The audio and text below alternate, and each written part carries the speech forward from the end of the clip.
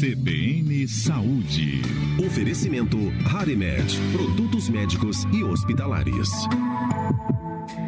CBN Saúde de hoje, o nosso assunto é o Dezembro Laranja. Essa é uma campanha que acontece todos os anos, é uma campanha nacional de conscientização sobre a prevenção e o diagnóstico precoce do câncer de pele. É uma campanha que é promovida pela Sociedade Brasileira de Dermatologia para alertar sobre os perigos da exposição solar excessiva, incentivar também o uso do protetor solar, o autoexame da pele, ver se está tudo em dia. O câncer de pele é o tipo de tumor mais comum aqui no nosso país. Para a gente falar sobre isso, a gente recebe no nosso estúdio a dermatologista da Sociedade Brasileira de Dermatologia em Maringá, Adriana Albuquerque. Bom dia, doutora. Bom dia, Brenda. Obrigada pelo convite. A gente que agradece. Vamos falar então um pouquinho sobre essa questão da exposição solar. O verão está chegando, mas nós já estamos vivendo dias muito quentes aqui na nossa região. Desde o início do mês, finalzinho de novembro já estava muito sol aqui. E a gente sabe, né? Tem muita gente que está programando a viagem para a praia ou que vai curtir uma piscina aí nos dias de folga. E esses cuidados, eles precisam ser diários, né? Quando a gente está falando de pele, mas nessa época precisam se intensificar mesmo, né? Com toda certeza. Como você mesma falou, o câncer de pele, ele é o câncer de pele mais comum de todos os cânceres diagnosticados no Brasil. Eles representam cerca de 30% dos diagnósticos de câncer no Brasil, segundo o INCA. O INCA é o Instituto Nacional de Câncer. E a nossa região é uma região muito quente, o que facilita a demanda das pessoas a clubes, praias, piscinas. Então, o cuidado tem que ser diário, mas assim, mesmo em dias nublados, né? A gente recomenda que o paciente aplique o protetor solar diariamente, reaplique a cada 2 horas, se tiver um excesso de sudorese ou entrou na piscina e saiu. Se possível, use aquelas camisetas com proteção solar, porque elas ajudam bastante, principalmente nas crianças, porque a mãe também não consegue ficar correndo o tempo todo, né? Então, assim, isso é o básico, é o uso diário e regular do protetor solar. A gente sabe que isso já deveria estar na cabeça de todo mundo, né? E saber que o uso do protetor solar é necessário, até para essas luzes que a gente está aqui no estúdio agora, por exemplo, luz de casa, tudo isso acaba prejudicando a nossa pele de alguma maneira. Porém, nós vemos hoje, principalmente ganhando força aí na internet, um movimento contra o protetor solar, dizendo que é prejudicial usar protetor solar. Qual é a visão da Sociedade Brasileira de Dermatologia sobre essa informação? Usar o protetor solar não faz mal, pelo contrário, hoje é uma das principais formas que nós temos de, além de prevenir o câncer de pele, também ajudar na prevenção do envelhecimento da pele. Então, assim, infelizmente, hoje a internet ela acaba propagando coisas que não são saudáveis. Por exemplo, câmaras de bronzeamento não são saudáveis e nem permitidas. E a gente tem visto uma disseminação cada vez maior desses lugares para fazer esse tipo de bronzeamento artificial, e não só esse com câmaras, né? Também aqueles aplicando produtos que estimulam as mulheres a procurar o bronzeamento, né? E infelizmente não existe um bronzeamento saudável, né? O que é o bronzeamento? O bronzeamento é quando a nossa pele está exposta ao sol e ela reage frente a essa agressividade, escurecendo a pele. Então, o escurecimento da pele por um estímulo não é saudável. Saudável é ter assim, ó, pele branquinha e sem marca nenhuma. Esse é o segredo. O sol, ele é aliado, né? A gente precisa do sol. Porém, esse excesso é o perigo. E a gente sabe que muitas vezes, né? Principalmente quando você tá de folga ali, o dia tá lindo, tô na praia, na piscina, você não se dá conta que o horário que o sol fica mais perigoso, digamos assim, fica mais forte, chegou. E você continua ali curtindo. Tô me refrescando, vou ficar por aqui mesmo. Mas tem um horário mais crítico ali, né? Das 10 até as 4, isso, normalmente. Entre 10 da manhã e 4 da tarde, onde a gente tem a maior incidência do UVB, né? Então, que é aquele que queima. É o chamado pimentão, né? É aquele quando você se expõe, com certeza você vai ficar muito vermelha e aquele lá vai descascar. Porque a pele teve um dano muito intenso. Então, o conselho, além do protetor solar, claro, é evitar sol entre 10 da manhã e 4 da tarde, né?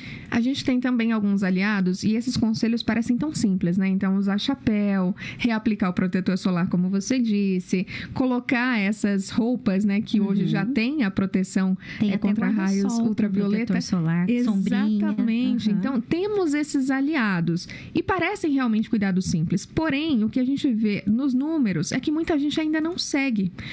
Por que é que esses números ainda são tão altos quando a gente fala em câncer de pele? O que é necessário fazer para reverter esse cenário? Ainda falta informação, ainda falta conscientização? Na realidade, eu acho que informação não falta mais, né? No mundo globalmente digitalizado, onde você clica, você tem uma resposta imediata, a informação, ela existe. O que falta é o que você falou, é a conscientização. E a pessoa fala, escuto, eu atendo muito homem, fala, doutor, eu não gosto porque o protetor me arde o olho, me irrita, a cosmética. Hoje não, gente, hoje não tem desculpa. Então, além dos protetores de barreira, a gente tem cosméticos em vários veículos. Você tem protetor em gel, em water gel, em loção, você tem bastão, né? Então, assim, a gente tem muita opção. Produtos que não ardem mais o olho, produtos adaptados para aquele paciente que faz esporte. Hoje, o pessoal do beach tennis cresceu muito, então a gente tem protetores solares que suportam até a transpiração e são adaptados para os pacientes que têm alguma prática desportiva. Então, assim, de verdade, hoje não tem mais desculpa, né? Tem que ter realmente conscientização. Falando sobre o câncer de pele, quais são os sinais que ele apresenta? Quando é que eu devo realmente me preocupar? A gente segue uma regra que a gente chama de ABCDE, né, para você fazer a investigação. Então, a gente vai olhar a simetria de lesões, a gente vai ver os bordos, se esses bordos são regulares ou não. A gente vai observar a coloração da lesão, se você tem mais de 2 ou 3 cores diferentes na mesma lesão. A gente vai ver o diâmetro, então, lesões que sejam maiores que 6 milímetros. E a gente vai ver a evolução.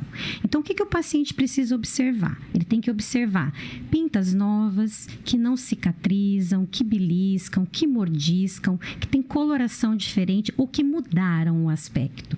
Então, esses são os sinais principais que fazem com que o paciente deva procurar um dermatologista. Uma coisa legal em relação ao câncer de pele, que por mais que a prevalência dele seja muito alta, a cura dele também é. Se você pega a lesão precocemente, a gente consegue abordar de uma forma mais incisiva e evitar que essa lesão progrida e o paciente não vá aí ter complicações mais sérias. A senhora falou sobre essas pintas, né? Ele sempre se manifesta em forma de pinta. Como que é a aparência dessas lesões? É algo que realmente chama atenção ou que pode passar batido se a gente não prestar atenção? Algumas podem passar batido porque elas podem aparecer em áreas que a gente normalmente não consegue se examinar, né? Principalmente em dorso, a parte posterior do nosso corpo, a gente não consegue ver.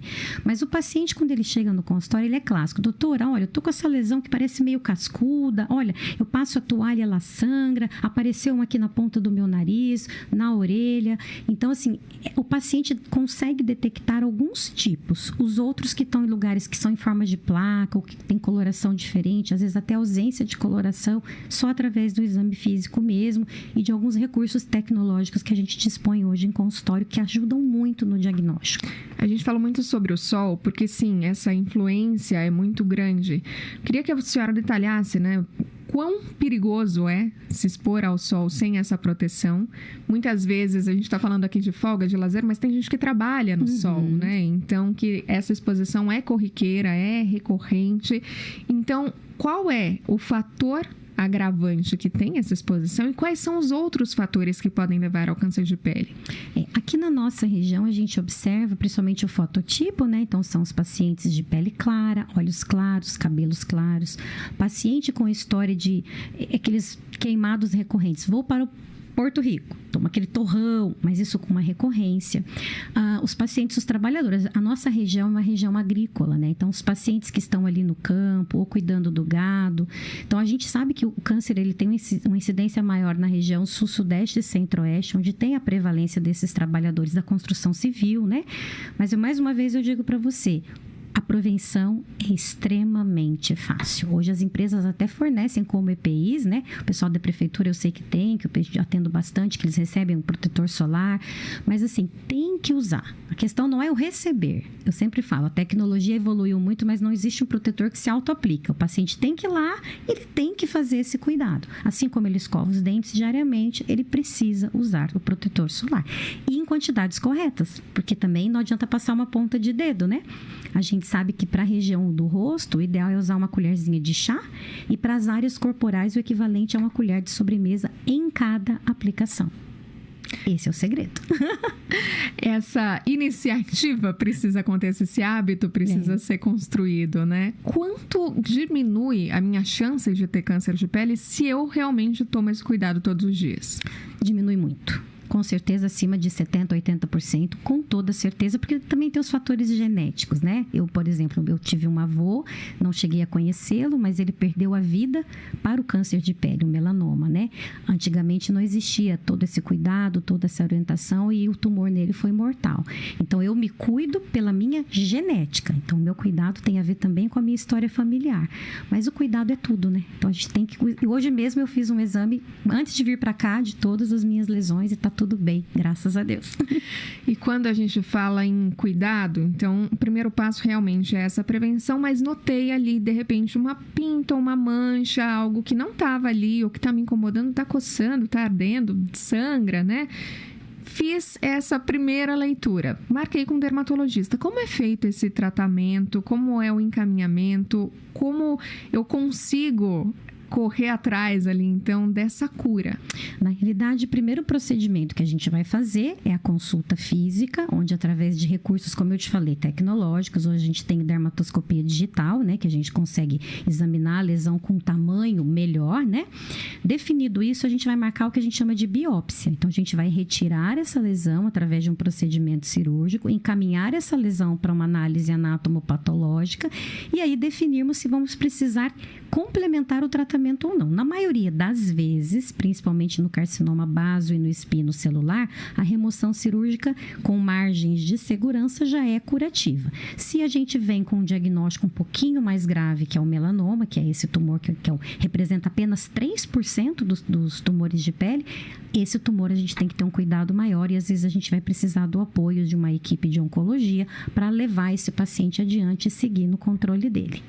Para a gente encerrar esse papo, doutora, eu gostaria que a senhora reforçasse essas medidas que parecem simples, mas que muitas vezes, justamente por serem tão simples, acabam passando batido e a gente esquece de fazer algo que pode preservar a nossa saúde por muitos anos, né? Eu vou reformar. A minha mensagem para todos os meus pacientes, até no meu consultório eu digo isso, é um câncer evitável, o cuidado é simples e barato, a gente hoje tem muitos tipos de protetor solar em custos acessíveis, o segredo é aplicar de maneira adequada, reaplicar nos horários corretos e ter um dermatologista para chamar de seu, porque a gente consegue encontrar o que vocês não conseguem encontrar. É isso, e essa visão é muito importante preventivamente também. Não deixa para marcar médico quando tem algo errado, né? Essa questão de prevenir é sempre a melhor escolha, né? Fazer esse acompanhamento também é importante periodicamente? Sim, pelo menos uma vez ao ano, né? Para os pacientes que não têm uma história assim tão importante, ao menos uma vez ao ano, assim como a mulher faz a mamografia, o Papa Nicolau e o homem faz os exames, né, íntimos, uma vez ao ano. E os pacientes com histórico a gente define dependendo do tipo de tumor que ele teve, se ele virá a cada 3, a cada 6 meses conosco. Recado tá dado. Se você está ouvindo a gente agora ou assistindo a gente pelo YouTube, já aproveita, dá uma olhada na sua agenda e marca os exames já para o ano que vem, já deixa tudo agendado previamente para fazer realmente esse cuidado preventivo. Tá sem o protetor aí na bolsa, no bolso, no carro, parou, já coloca ali, providencia um quanto antes para poder reaplicar, tem né? uns bem pequenininhos assim, que cabe no bolso. Fácil de levar. Bem facinho. E se você tá com o seu protetor por aí, esqueceu de passar antes de sair de casa, ou então já tá na hora de reaplicar, aproveita essa deixa, não deixa para depois não, né, doutora? Exatamente. Obrigada pela sua participação com a gente. Mais uma vez eu agradeço. Nós conversamos com a doutora Adriana Albuquerque, que é dermatologista da Sociedade Brasileira de Dermatologia aqui em Maringá, falou sobre essa conscientização ainda necessária, essa campanha do Dezembro Laranja, para a gente poder prevenir o câncer de pele. Se você ficou com alguma dúvida, de repente está com alguma manchinha aí, não tem certeza se ela é normal ou não, o que pode estar acontecendo, pode escutar essa entrevista novamente para tirar suas dúvidas, manda para alguém que está precisando dessa informação e não deixe de consultar um especialista. Agora são 11h17.